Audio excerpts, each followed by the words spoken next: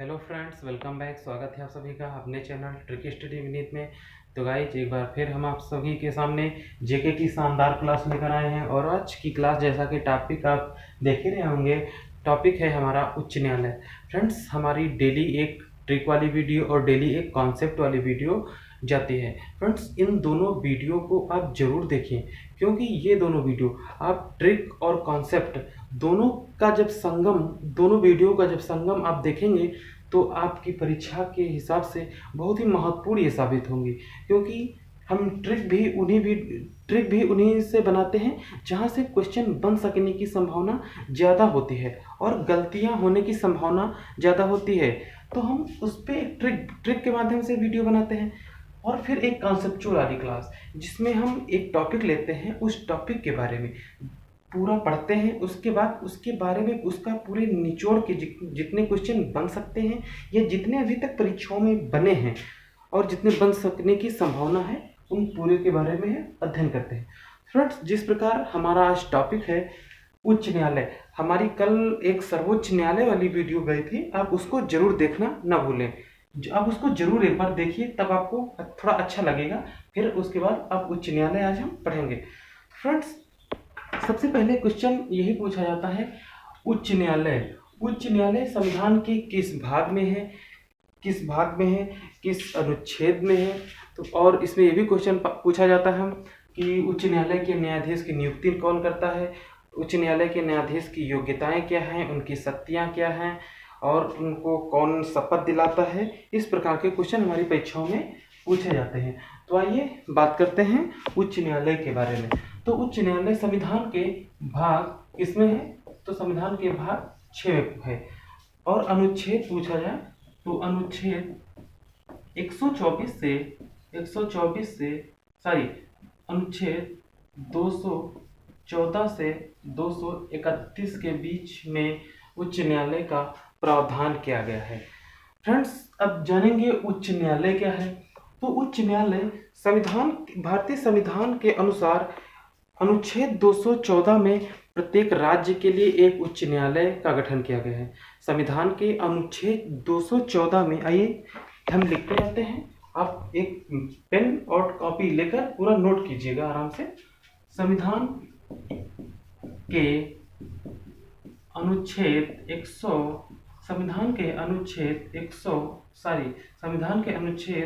214 में प्रत्येक राज्य के लिए एक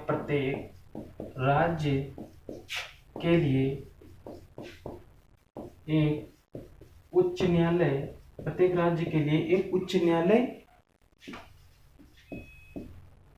के गठन की बात की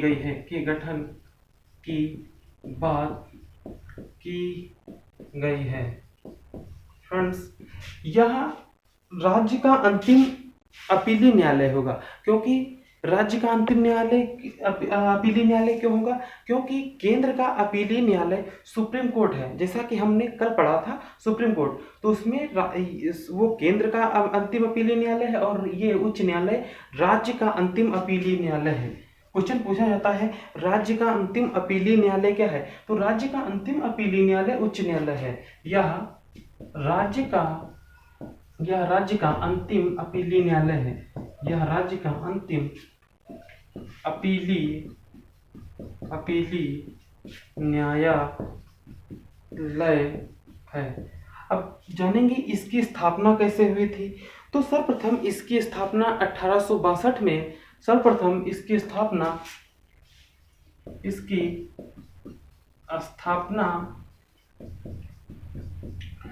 स्थापना किससे हुई थी, तीनों प्रेसिडेंसी। कौन सी प्रेसिडेंसी, तीनों प्रेसिडेंसी, मुंबई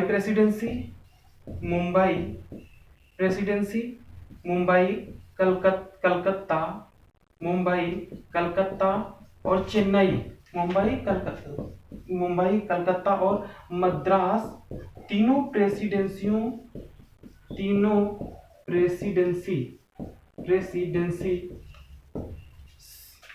को मिलाकर इसकी स्थापना की गई थी, स्थापना की गई थी। और क्या बना था, कलकत्ता हाई कोर्ट बना था। तीनों प्रेसिडेंसी को मिलाकर कौन सा हाई कोर्ट बना? तो तीनों प्रेसिडेंसी को मिलाकर कलकत्ता हाई कोर्ट बना। क्या? Calcutta high court, Calcutta high court. और किस सन में बना? तो कलकत्ता हाई कोर्ट 1862 में। इसके गठन की प्रक्रिया अगर पूछी जाए तो क्वेश्चन पूछा जाता है कि किस तीन प्रेसिडेंसियों की मदद से कलकत्ता हाईकोर्ट की स्थापना की गई थी? तो मुंबई, कलकत्ता और मद्रास प्रेसिडेंसियों को मिलाकर कलकत्ता हाईकोर्ट की स्थापना की गई थी। अब यह भी क्वेश्चन बन सकता है कि किस वर्ष की गई थी? तो 1862 में की गई थी। आइए अब जानते हैं कि इसके गठन की प्रक्रिया आगे, फिर आगे अब इसको नोट कर लीजिएगा, हम आगे बढ़ते हैं। फिर क्वेश्चन ये भी पूछा जाता है कि हाईकोर्ट या उत्तर प्रदेश हाईकोर्ट की स्थापना या इलाहाबाद हाईकोर्ट की स्थापना कब हुई थी? तो इलाहाबाद हाईकोर्ट की स्थापना, इलाहाबाद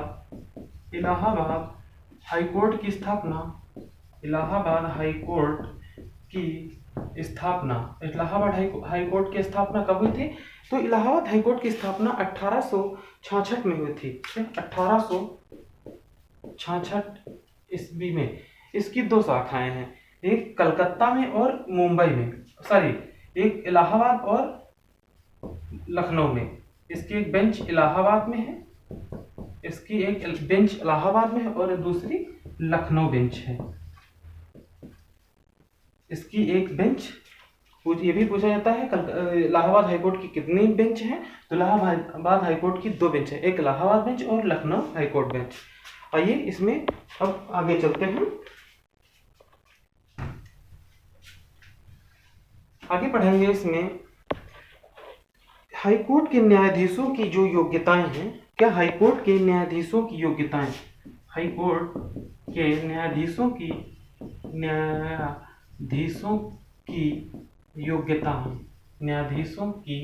योग्यताएं। फ्रेंड, जिस प्रकार हमने कल सुप्रीम कोर्ट के न्यायाधीशों की योग्यताएं पढ़ी थी, ठीक उसी प्रकार आज हम हाईकोर्ट के न्यायाधीशों की योग्यताएं पढ़ेंगे। ये किसमें है? अनुच्छेद 216 में सुप्रीम कोर्ट के न्यायाधीशों की योग्यताएं हैं। तो वह भारत का नागरिक होना चाहिए। क्या? पहली योग्यता है भारत का नागरिक होना चाहिए, भारत का नागरिक होना चाहिए, भारत का नागरिक होना चाहिए। फिर दूसरी योग्यता है वह जब इसके न्यायाधीश बनने की योग्यता है, वह कम से कम 10 वर्ष तक, कम से कम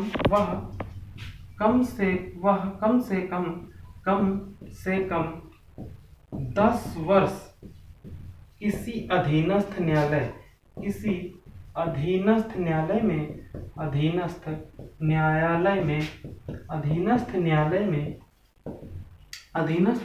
में न्यायिक पद पर रहा हो। क्या? न्यायिक पद पर रहा हो। क्या? कम से कम 10 वर्ष न्यायिक पद पर रहा हो। अधीनस्थ न्यायालय कौन होते हैं? जो जिला स्तर पर होते हैं उन्हें अधीनस्थ न्यायालय कहते हैं। फिर वह कम से कम 10 वर्ष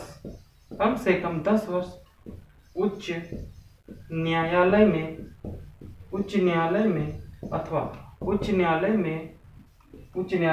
वकालत का अनुभव हो। क्या?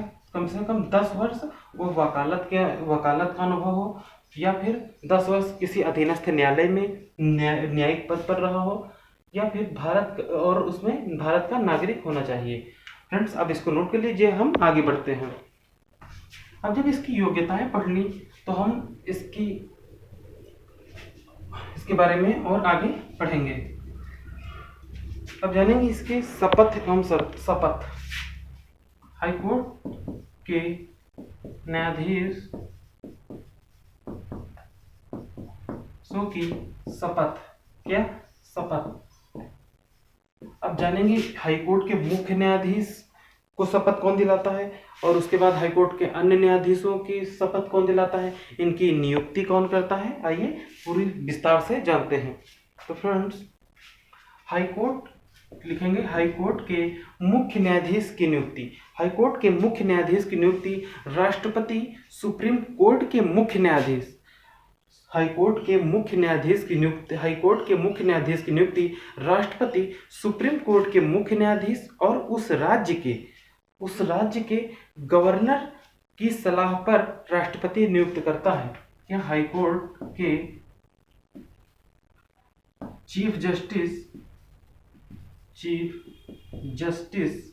हाईकोर्ट के चीफ जस्टिस की नियुक्ति किस प्रकार करेगा?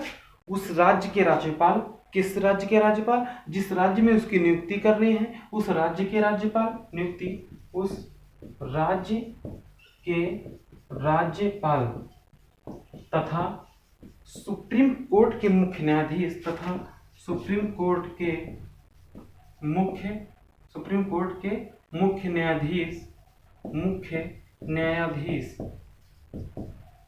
न्यायाधीश की सलाह पर राष्ट्रपति करेगा।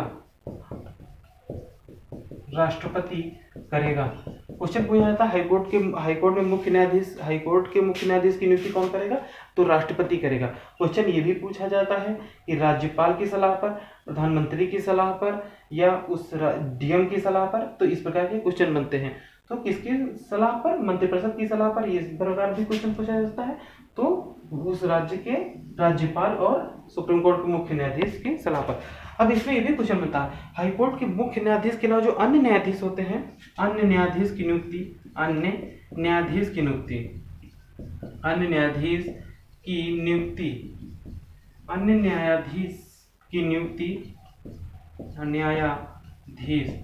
फिर अन्य न्यायाधीश की जो नियुक्ति है तो उस राज्य के राज्यपाल से पूछताछ सलाह लेगा, उस राज्य के और उस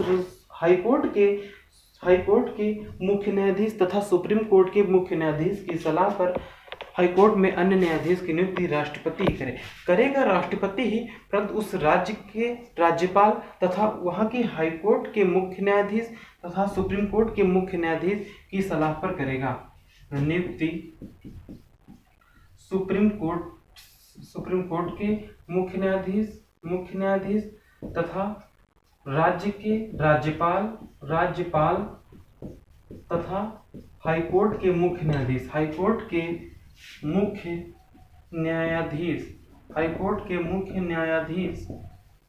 की सलाह पर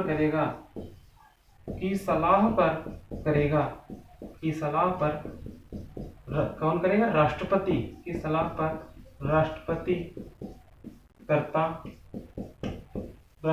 करता है। आइए इसके शपथ के बारे में ये हो गया। और इनको शपथ भी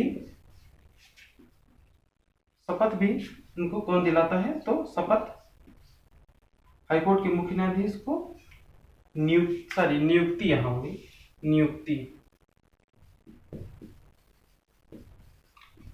ये नियुक्ति हो गई। और इनको फिर इनकी शपथ के बारे में जानेंगे। आप इसको पूरा नोट कर लीजिए, हम आगे बढ़ते हैं। नियुक्ति इसकी शपथ के बारे में। अब हाईकोर्ट के मुख्य न्यायाधीश को शपथ कौन दिलाता है? तो हाईकोर्ट के मुख्य न्यायाधीश को शपथ हाईकोर्ट के मुख्य न्यायाधीश को शपथ उस राज्य के संबंधित राज्य के राज्यपाल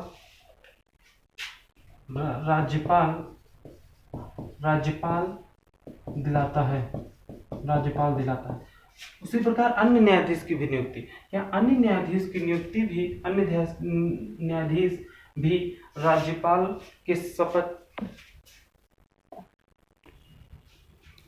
तो जिस प्रकार हाईकोर्ट के मुख्य न्यायाधीश को शपथ राज्यपाल दिलाता है, ठीक उसी प्रकार हाईकोर्ट के जो अन्य न्यायाधीश हैं उन्हें भी राज्यपाल शपथ दिलाता है। तो फ्रेंड्स ये शपथ हमने देख ली।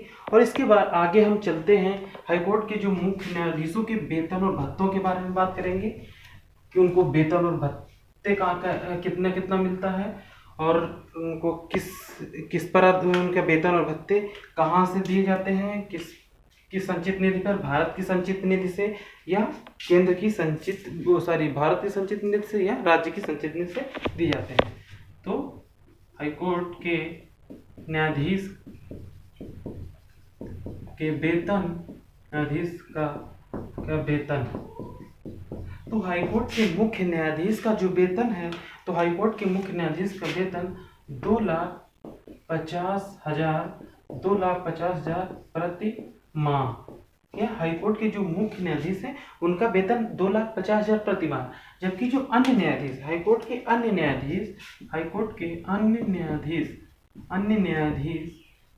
न्यायाधीश का वेतन कितना है?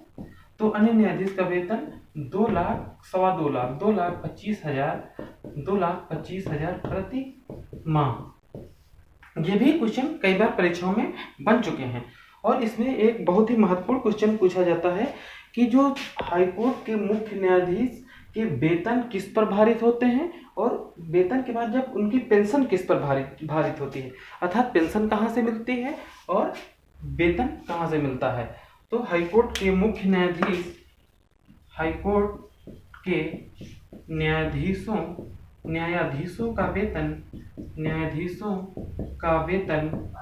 न्यायाधीशों को वेतन भारत की संचित निधि से दिया जाता है, या भारत की संचित निधि से हाईकोर्ट के मुख्य न्यायाधीश राज्य की संचित निधि से, क्या राज्य की संचित निधि से दिया जाता है। जो हाईकोर्ट के न्यायाधीश है उनको उस राज्य की संचित निधि से वेतन दिया जाता है, जबकि इनको पेंशन कहाँ से दी जाती है? तो हाईकोर्ट के न्यायाधीशों को पेंशन दी जाती है भारत की संचित निधि से, भारत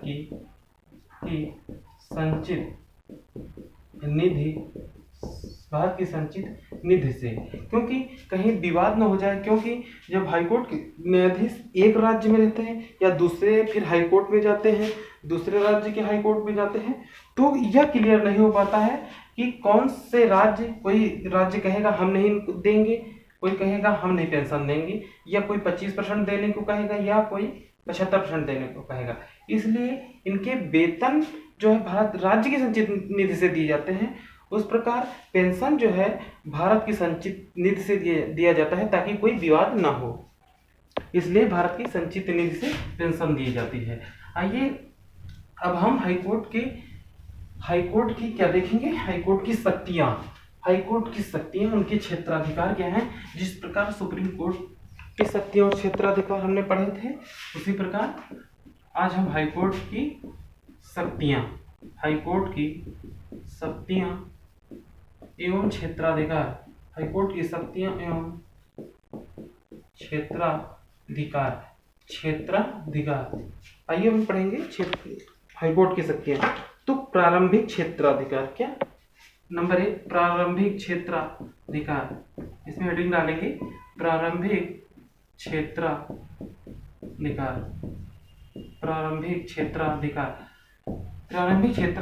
के अंतर्गत क्या आता है? तो जिस प्रकार सुप्रीम कोर्ट को प्रारंभिक क्षेत्राधिकार प्राप्त है, ठीक उसी प्रकार हाईकोर्ट को भी कुछ शक्तियां या कुछ फैसले लेने के लिए वह स्वतंत्र है। जैसे अनुच्छेद 226 में, अनुच्छेद 226 के अंतर्गत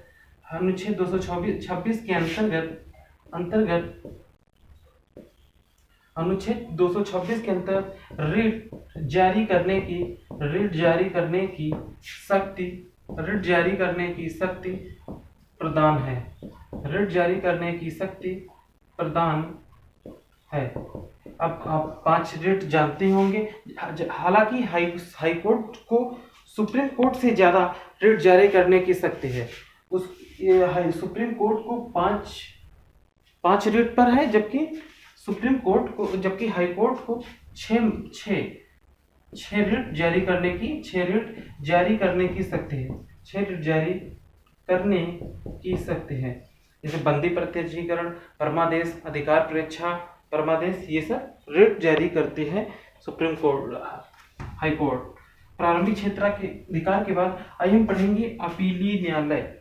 ठीक जैसे सुप्रीम कोर्ट को अपीलीय न्यायालय की शक्ति थी, ठीक उसी प्रकार इसे भी अपीलीय क्षेत्राधिकार प्राप्त है। अपीलीय क्षेत्राधिकार, तो अपीलीय क्षेत्राधिकार में क्या आता है, आइए हम पढ़ेंगे। अपीलीय क्षेत्राधिकार, फौजदारी मामलों में अगर सत्र न्यायाधीश ने क्या फौजदारी मामले में, यदि किसी फौजदारी मामले में सत्र न्यायाधीश ने आपको किसी मामले में फांसी की सजा दी है, अगर फांसी की सजा दी है तो वह हाईकोर्ट को यह अधिकार है कि उस मामले पर वह सुनवाई कर सकता है। क्या फौजदारी मामले में, फौजदारी मामले में सत्र न्यायाधीश, हम सत्र न्यायाधीश के बारे में जानेंगे। सत्र न्यायाधीश क्या है? सत्र न्यायाधीश जो जिला न्यायाधीश है उसे सत्र न्यायाधीश कहते हैं। जो जिला स्तर पर न्याय करता है उसे जिला न्यायाधीश कहते हैं। सत्र न्यायाधीश मृत्युदंड की सजा सुनाती है। मृत्युदंड की सजा सुनाती है तो हाईकोर्ट को यह अधिकार है,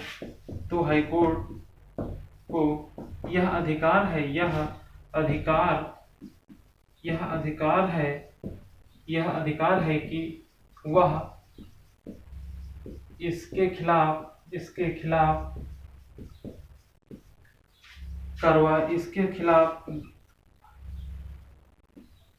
सुन सकता है, इसके खिलाफ गवाही सुन सकता है, क्या सुन सकता है। ये अपीलीय क्षेत्राधिकार हो गया। और इसमें फिर आगे पढ़ेंगे हम उच्च न्यायालय में मुकदमे का हस्तांतरण। क्या उच्च न्यायालय में मामले का हस्तांतरण, उच्च न्यायालय में मामले का हस्तांतरण मीन्स क्या होगा, जब उच्च न्यायालय में मामले का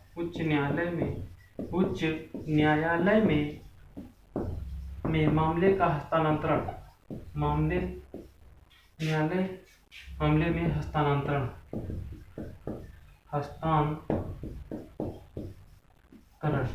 जब किसी ऐसे मामले में जब किसी ऐसे मामले में न्यायालय को ऐसा लगे कि अभियोग न्यायालय ने उसको सजा दे दी है तो उस पर उच्च न्यायालय को सुनने का अधिकार है। इस मुकदमे को सुनने का अधिकार, या ये कहेगा कि यह मुकदमा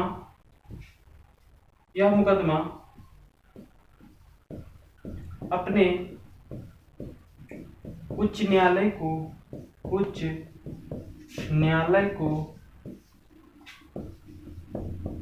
प्रेषित करें। फ्रेंड्स, ये सत्य हो गई। आइए इसके बारे में कुछ विविध जो क्वेश्चन बन सकते हैं तो उसमें हम बात करेंगे। तो क्वेश्चन ये पूछा जाता है कि पूरे भारत में कितने उच्च न्यायालय हैं? तो भारत में कुल 25 उच्च न्यायालय हैं। 25 उच्च न्यायालय। अब ये भी पूछा जा सकता है 25वां उच्च न्यायालय कौन सा है? तो 25वां उच्च न्यायालय अमरावती हाई कोर्ट है। क्या? Amravati high court. अब यदि उत्तर प्रदेश से हैं, उत्तर प्रदेश की परीक्षाएं दे रहे हैं तो ये भी पूछा जा सकता है उत्तर प्रदेश हाईकोर्ट की स्थापना कब हुई थी। जैसा कि हमने आपको अभी पहले बताया था, उत्तर प्रदेश हाईकोर्ट की स्थापना 1866 में हुई थी। 1866 में हुई थी। क्या? 1866 में हुई थी।